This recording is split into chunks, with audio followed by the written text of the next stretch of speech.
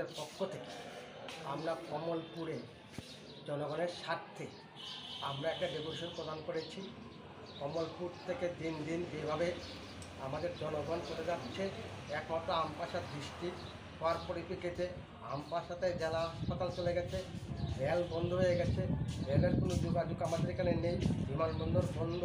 এবং আমরা কমলপুর থেকে শান্তিবাজার অবধি একটা মহকুমা, মরাচুরা থেকে জামতুম পর্যন্ত একটা সাব ডিভিশন, এবং সালামা হয়ে ডাববাড়ি হয়ে কচুসরা হয়ে একটা আমাদের একটা সাব ডিভিশন, 3টা সাব ডিভিশনে একটা জেলা ডিস্ট্রিক্ট হতে পারে।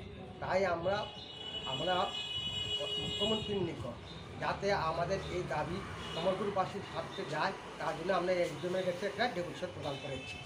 তার সাথে আমরা কিছু রাজ্য উল্লেখ করেছি যেখানে লোকসংখ্যা ত্রিপুরাতে অনেক কম, এখানে 16টা 17টা ডিস্ট্রিক্ট আছে, আমাদের ত্রিপুরাতে মাত্র 8টি ডিস্ট্রিক্ট। তাই কমলপুরে একটা জায়গার থেকে বাগাইছড়ি থেকে জেলা সদরে যেতে আমপাশাতে 300 টাকা খরচ হয়, কিন্তু আমরা কৃষক এলাকার লোক, সেরকম কৃষি উৎপন্ন দিন দিন কমে গেছে। তাই এলাকার মানুষ যাতে ওই দুর্দশা থেকে বাঁচতে পারে, কমলপুরে 3টা সাব ডিভিশন করে একটা